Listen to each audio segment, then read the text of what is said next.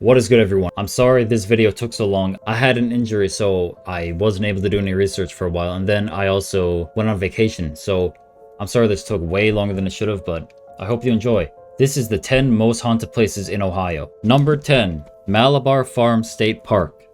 Malibar Farm State Park has not one, but two haunted houses on the land. The first is known as the Big House, where writer and conservationist Louis Bromfield lived. Though today the house has been turned into something of a museum, there are many reports of hauntings in the home. From odd sounds to strange smells, even apparitions have been seen, as well as feelings of a cat brushing against people's legs.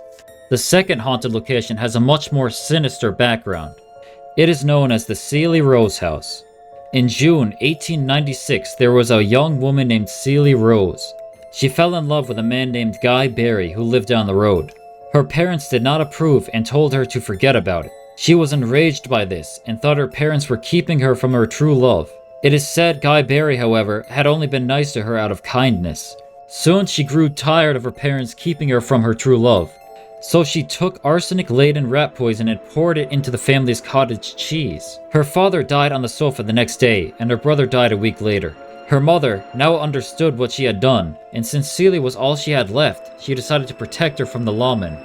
This ended up being the wrong choice, as Seely poured more arsenic into some buttermilk, and her mother soon shared the same fate as her husband and son had. She was eventually questioned and confessed to the crimes she had committed. She spent the rest of her life in mental institutions. The apparition of a young woman has been seen sitting in a chair, and there is an odd energy in certain rooms in the home. Number 9. Majestic Theater. Built in 1852, the Majestic Theater was considered one of the finest theaters in Ohio. It offered various shows from comedy to drama. In 1915, it was converted into more of a movie theater, though there were still some live shows from time to time. However, this theater wasn't only used for entertainment. During the Spanish flu pandemic, the building was used as a temporary morgue, with bodies being stacked on top of each other in the dressing room area. Once the bodies were ready for embalming, blood and other bodily fluids were drained into the alleyway behind the theater. This alley is now known by the locals as Blood Alley. Even more frightening was sometimes the individual wasn't actually dead and awoke surrounded by dead bodies. Today, the theater is home to multiple ghosts. There are reports of a ghostly girl who goes about the dressing rooms, as well as a man who has been seen walking feet above the ground where the stage used to be. And most famously, a ghost named Elizabeth has been seen by multiple people, and was even recorded saying the words, "How do I get out of here?" There are also reports of orbs, EVPs, screams, and a mysterious fog that drifts about the building. And during live performances, some have even claimed to see a dead body on stage. Number 8. South Base Island Lighthouse. The South Base Island Lighthouse was first lit in 1897 by its first owner, Harry H. Riley. By August of that year, Harry realized he needed some help with operations and hired a caretaker named Samuel Anderson. It was said Samuel was very eccentric. He lived in the basement of the lighthouse and is said to have kept a collection of snakes he caught around the island. Later that year, smallpox broke out in the area, and the island was put into a quarantine. It is said Samuel became increasingly paranoid of the illness, and shortly thereafter he was found dead, having fallen off a rocky cliff. Some claimed he had killed himself out of the fear of contracting smallpox. 2 days later, Harry H. Riley was found wandering nearby the island and was said to have gone insane, claiming to own a fast racehorse and was inviting everyone around to come see his horse go for a record. He was taken to a mental asylum and died a few years later.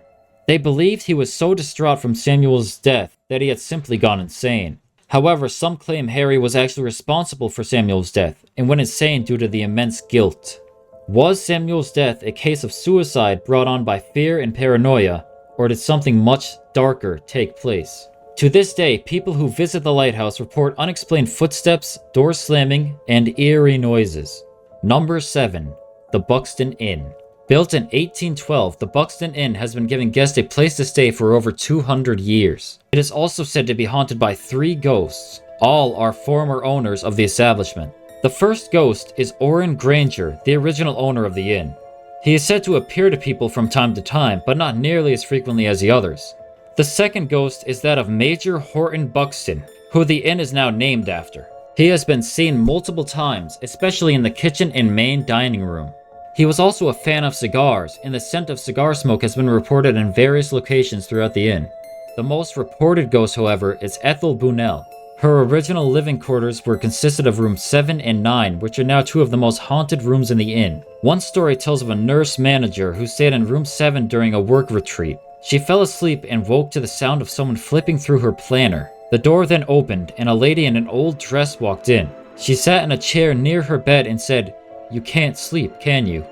The nurse replied, "No, I can't." The next thing she knew, it was morning, and upon telling her story, a staff member showed a picture of Ethel, and the woman said that that was the lady who spoke to her in the middle of the night. Another story talks of a man who was doing work on the inn, and he said he saw a woman in an old blue dress walk across the balcony and disappear down the stairs. The Buckton Inn also has a resident ghost cat by the name of Major Buckton. It is said the cat had quite the personality and was liked by everyone who stayed at the inn. Major Buckton has been seen many times by staff and guests alike. He can be felt brushing past people's legs and jumping onto their beds. Number 6. Moonville Tunnel. The town of Moonville and its famous Moonville Tunnel were once part of the booming coal mining industry. Now all that remains are the crumbling ruins of the old town. At its peak, there were around 100 coal mining families living in Moonville, and the only way to leave or enter town was through the Moonville Tunnel. There was one flaw, however. The tunnel was made too small for people to pass through when there was an oncoming train. This resulted in many untimely deaths of townsfolk and railroad workers, who were instantly killed by trains going in and out of town. On top of that, there was even a terrible accident in 1880, in which 2 trains collided head-on. After all the deaths that occurred here, the hauntings aren't surprising. Many report a ghostly lantern hovering through the tunnel on stormy nights, as well as names being called, and also strange lights at the entrance and exit. Number 5. Ohio State Reformatory. Opened in 1890, the Ohio State Reformatory was originally used for first-time offenders, who were then taught basic trades for reintegration into society. During the 1900s, however, inmate populations skyrocketed, forcing Ohio State Reformatory to take inmates accused of more serious and violent crimes. There are many tragedies that occurred inside the prison during its 94 years of operation, including a violent riot in the 1930s that resulted in 120 rioters being crammed into only 12 solitary confinement cells. The overly abusive punishment drove many of them to madness and even death. There were also many deaths due to the flu and tuberculosis, as well as many hangings and even a man that lit himself on fire. Outside of the reformatory is a graveyard that holds 215 victims of the harsh reality that was Ohio State Reformatory. As for the paranormal side of things, visitors to this location report feeling chills, hearing cell doors slam, seeing shadow figures, and some have even been pushed and punched by invisible forces. Number 4. Seville Rectory. The Seville Rectory was originally built to house priests of the nearby church. Though the building was intended to be home to good, it is now home to something much darker. Though no stories are confirmed to be true about the rectory, it was said a boy was molested by a priest in one of the upstairs rooms. There is also a story about a dog fighting ring in the basement, as well as both a man and a boy who were found dead in front of the building. If you step foot inside the rectory, you may experience cold bursts of air, terrible headaches, and you may be scratched. One ghost hunter reported a mysterious scratch in the shape of a cross. You may also see apparitions and hear growls, disembodied voices, and screams. There is also said to be the apparition of a child spirit who goes about the home, but when people have tried to communicate, the spirit growls and even physically assaults them. Number 3. Ridges.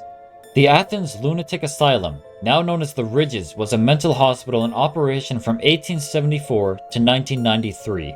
In its early days, it was improved to be very picturesque, with 4 ponds, a waterfall, many paths, and a wide selection of trees and flowers. By the 1950s, it held 1,800 patients, which was triple what the hospital was originally designed to hold. At around this time is also when the hospital was using terrible treatments such as lobotomies, hydrotherapy, and electroshock therapy. It is estimated that upon burial at the asylum, as many as 700 women and 959 men were given not a name, but a number on their headstones. One tragic story of death is that of Margaret Schilling, who had disappeared from her room. She was found 42 days later on the top floor of Building 20. Her decomposing body was found naked on its back with her arms crossed over her chest. She had taken off her clothes, folded them, and left them on a nearby chair. The death was ruled a cardiac arrest. although that doesn't answer the mysterious way she was found. Upon removing the body, an impression was found in its place, likely due to decomposition. The stain is impossible to clean, even to this day. There are reports of hauntings in every building. The main hall has claims of strange figures, disembodied voices, footsteps, and screaming.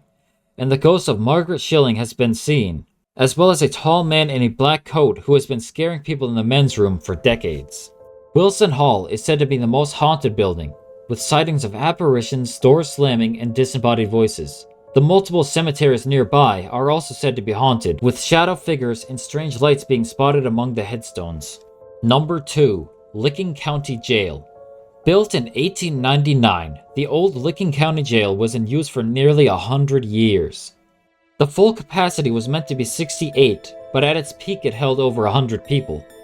With around 22 deaths in the jail, it is no surprise there are reports of hauntings. One tragic story tells of a man named Carl Etherington, who had been a detective. He shot a bar owner in self-defense in 1910 and was put in the jail. A furious mob formed and broke down the jail doors. They then beat the man to death. Afterwards, they brought his lifeless body out to the town square and hung it from a telephone wire. In 1934, Sheriff Ross Embry died of a heart attack in the sheriff's apartment in the jail. 2 other sheriffs would die there throughout the years, and the area would become a place where many visitors feel uneasy or dizzy. There was also a woman named Mae Varner, who lit herself on fire in her cell. People report encounters with her around the area where she died. In 1978, Ohio issued new standard reviews for state jails. It is said Old Licking County Jail failed every single one, and shortly thereafter closed its doors forever. People who visit the old jail report whispers, cell doors slamming, screams, and even odd laughter. In the jail's dungeon, there are reports of more aggressive activity, such as clothes being pulled on and things being thrown across rooms. Number 1. Franklin Castle. Franklin Castle, also known as the Tiedemann House, was built in 1881 for a German immigrant named Hans Tiedemann and his family. The home is 4 stories tall, with over 20 rooms, 80 windows, hidden rooms and passageways, gargoyles, and even a ballroom on the top floor. However, this castle of a home did not stay happy. Soon after moving in, family members began mysteriously dying. First was their 15-year-old daughter Emma, as well as Hans' 84-year-old mother. In 1883, 3 more of their children died to an illness, but the neighbors at the time suspected something more sinister had transpired. After all these deaths, the mother had become very devastated. She then put all her energy into improving the castle, which is where the hidden rooms and other strange amenities were constructed. When the mother, Louise, died in 1895, Hans remarried and moved away. The mansion was purchased by the German Socialist Party in 1913, and for 55 years it was only used for parties and meetings. Though some say during this period the castle was used for bootlegging, and there are even claims of a mass execution in one of the secret rooms, though none of these stories have ever been confirmed. To this day, there are reports of hauntings in every room. In the ballroom, footsteps are often reported. Louise's room is also called the cold room, due to it always being 10 to 15 degrees colder than the rest of the house. In 1968, Mr. and Mrs. Romano moved into the home with their 6 children. Hauntings in the home started instantly. On the day they moved in and begun unpacking, their young children came downstairs and asked for a cookie to give to a sad little girl in a long white dress. Upon searching for this girl, she was nowhere to be found. Mrs. Romano often reported the sounds of an organ playing, though there was no organ in the home. She would also hear heavy marching on the 3rd floor, which she believed was spirits telling them to stay away from the top floors. Soon they would find out she was right. When 3 of her friends came over and tried to go upstairs to the 3rd floor, a thick mist appeared right in front of them. One of them was brave enough to walk toward it. As they did, they began to lose eyesight and had to be pulled back before they fainted. Afterward, when they searched the 3rd floor, no explanation to this phantom cloud could be found. Another story is that on Halloween one year, the phone rang at about 12 a.m. A voice came through that Mrs. Romano described as being from the grave. It said to her, "Can I sleep with you tonight?" which could likely have been one of the children who unfortunately died in the home. She screamed and threw the phone down. They eventually contacted a psychic Catholic priest, who had said the main culprit of the activity was Louise Tiedemann, who the priest said even possessed Mrs. Romano from time to time. The priests thought the activity was due to the spirits not agreeing with the Romanos being the new owners, and in 1974, they sold the home and left. The next few owners also had some strange happenings in the home, such as guests who have seen a lady in black, who many say is Louise, as well as hearing their names being called, and a man who visited the home had a tape recorder ripped off his shoulder and saw it thrown and smashed to pieces. There is still much paranormal activity to this day, and tours are available. There you have it, Ohio's top 10 most haunted locations. If you have a suggestion for the next state you would like to see, let me know in the comments, and I will also be doing the top 3 cryptids from Ohio, just like I did with Connecticut. So again, thank you for watching, peace.